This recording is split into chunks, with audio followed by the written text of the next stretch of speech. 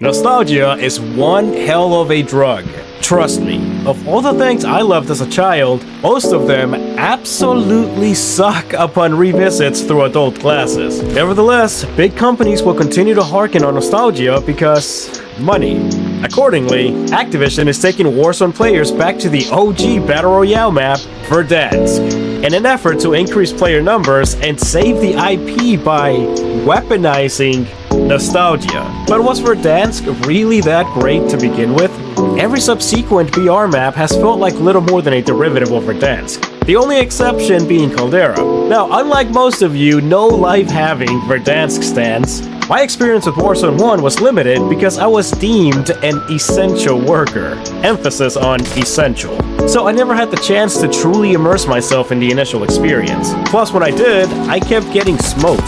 So is the return to Verdansk the answer that Activision is looking for? And will it be the experience that players have been longing for since, well, Verdansk? I'm no arbiter of what Warzone should be, but I do have a few pointers that would entice a player such as myself to stay just a little bit longer.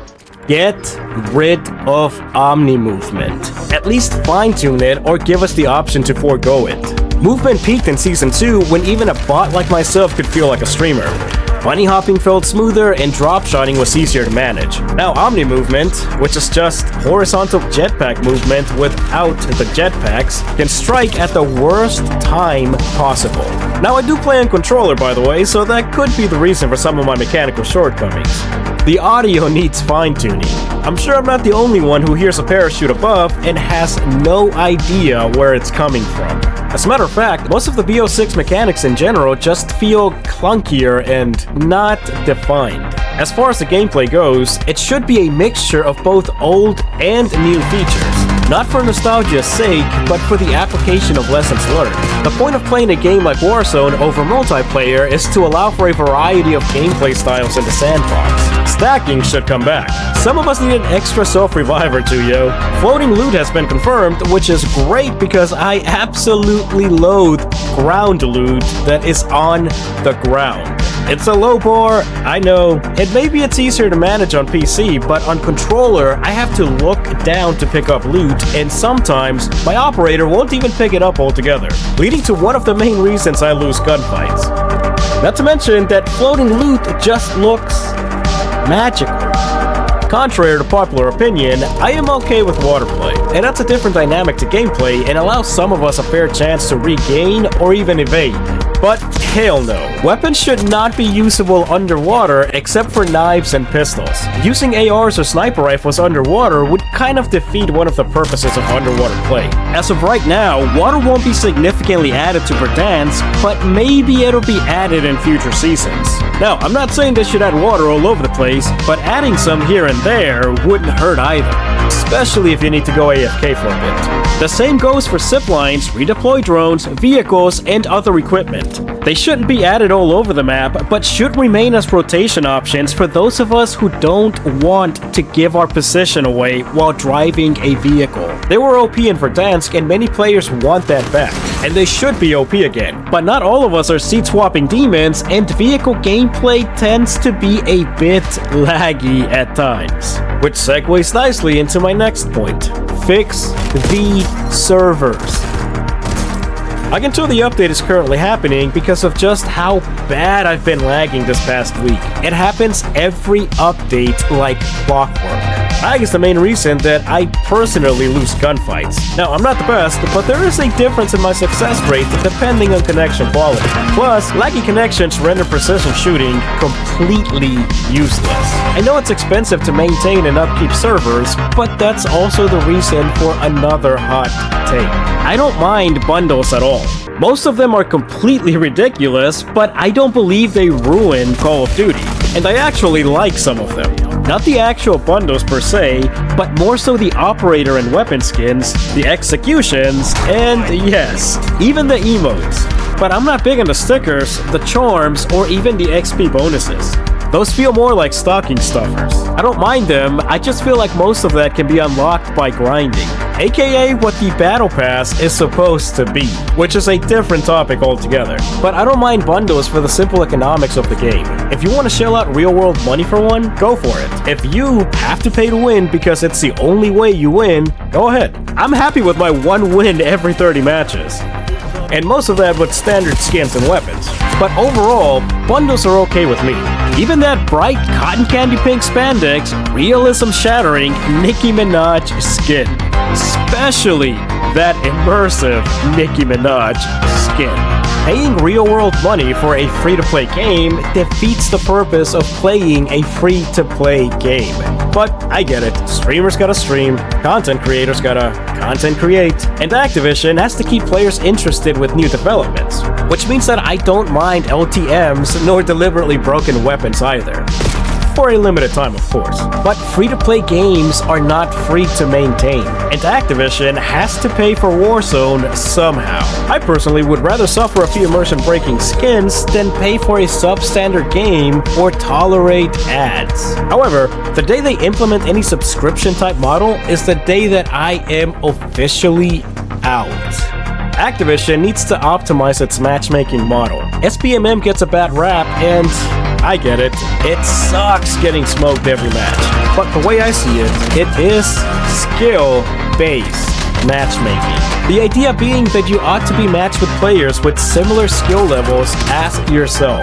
Not players way worse or way better than you.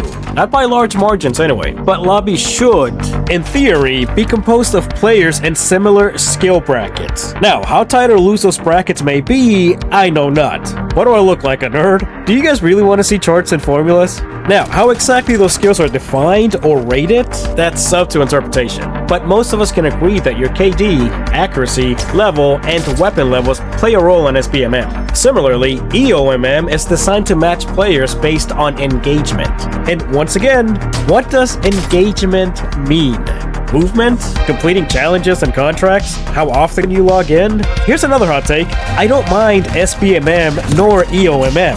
I don't mind getting sweaty lobbies constantly. It really brings out the best player that I can be.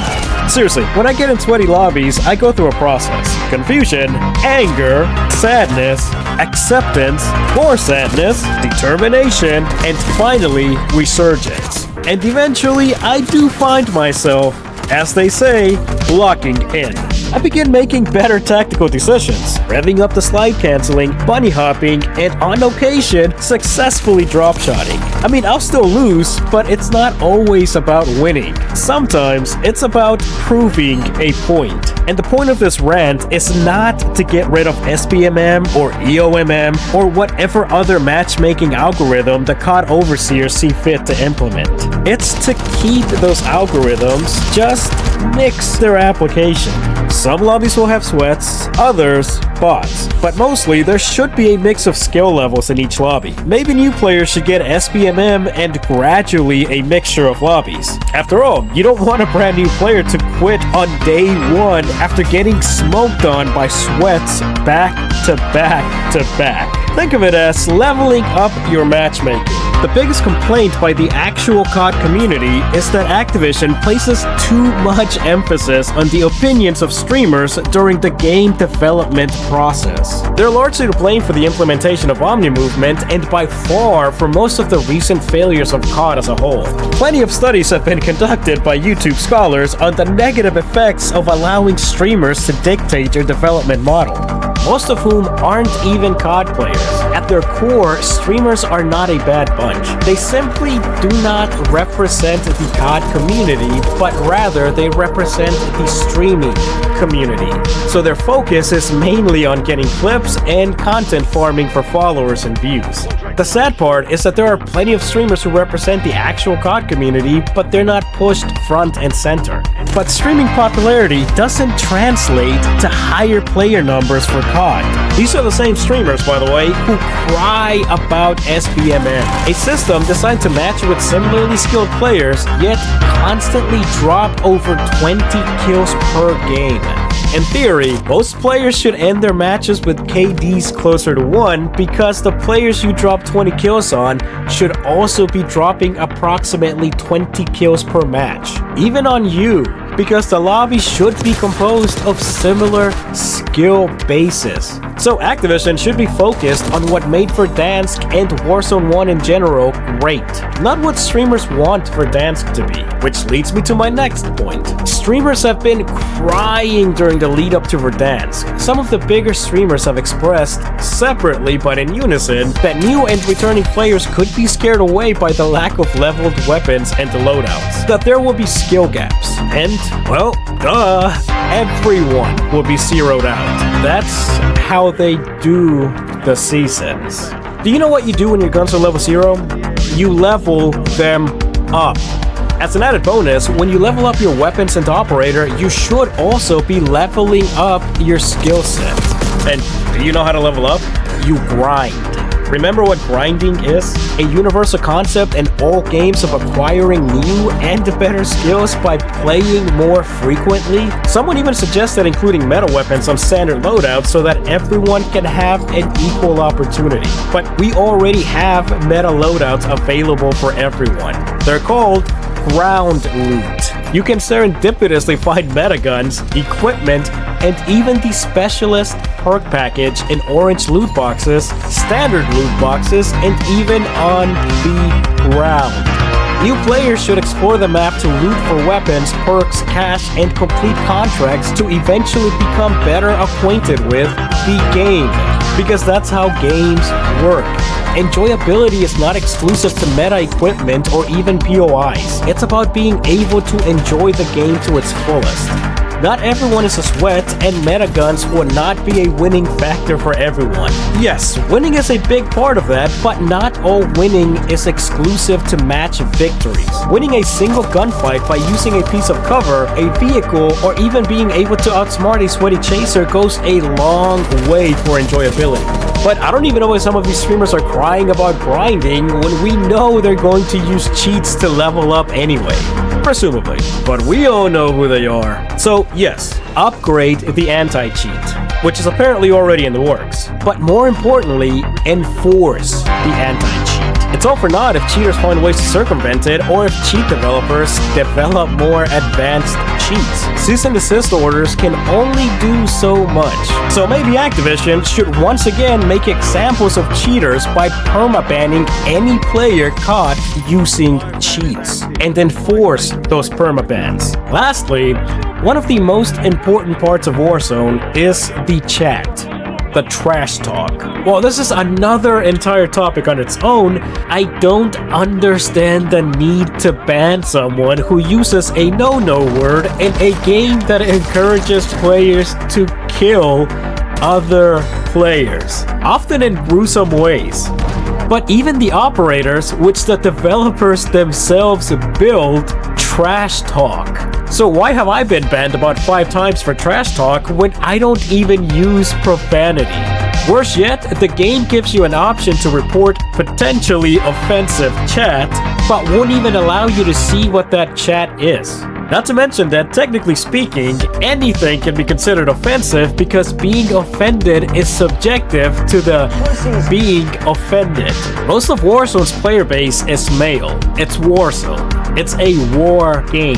So, duh. And most of those males are testosterone-laden teens or young adults. And trash talk is part of any competitive game or event. Banning players for potentially offensive chat can easily turn players away from the game more so than the actual potentially offensive chat itself. Especially if some of that trash talk is just part of regular vernacular.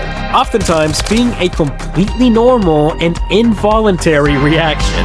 But you know what definitely isn't an involuntary reaction? Cheating. That takes time and premeditation. And I firmly believe that the only people who should be banned are those who use cheats. I don't really care about teaming in solos, two-boxing, or even VPNing. I don't engage in such pussy behavior myself, but I don't find that as egregious as deliberately installing cheats. Now, of course, there's a lot more to game enjoyability, such as ping, time to match, connectivity, sound design, etc. These are just a few thoughts off the top of my head. I really want to get this video out before the Verdansk relaunch, and if my upload schedule is anything to go by, if I don't get it out now, I won't publish it until after the next relaunch. Circa 2028, probably. And it's difficult to keep up with the speed of these updates. Verdansk and Rebirth Island stand strong not because they're better, which they are, but because they were the first. They're the maps to which we compare every subsequent map. Ashika Island and Vondel were good maps, but just felt like a Pacific Rebirth and a mini Verdansk. Likewise, Al-Masra and Urzikstan just felt like expanded Verdansks. Even the relaunch will inevitably be compared to the original, especially the relaunch. When you think about it, Verdansk had a lot of areas that were bland. There were lots of open areas that could definitely benefit from new structures or even waterways. So will the return of Verdansk save Warzone and Call of Duty in general? In short, no. Because it was never about Verdansk. It was about the experience. Did the return of Rebirth Island save Resurgence? Did Superstore save Urzikstan? Now, I personally will definitely be playing Verdansk because, well, nostalgia. The only question I have is, should I play Verdansk on day 1 or wait until after the algorithm has done its thing and I get nothing but bot lobbies? At least for a day or two. But those are just a few of my thoughts. After I love you, bye.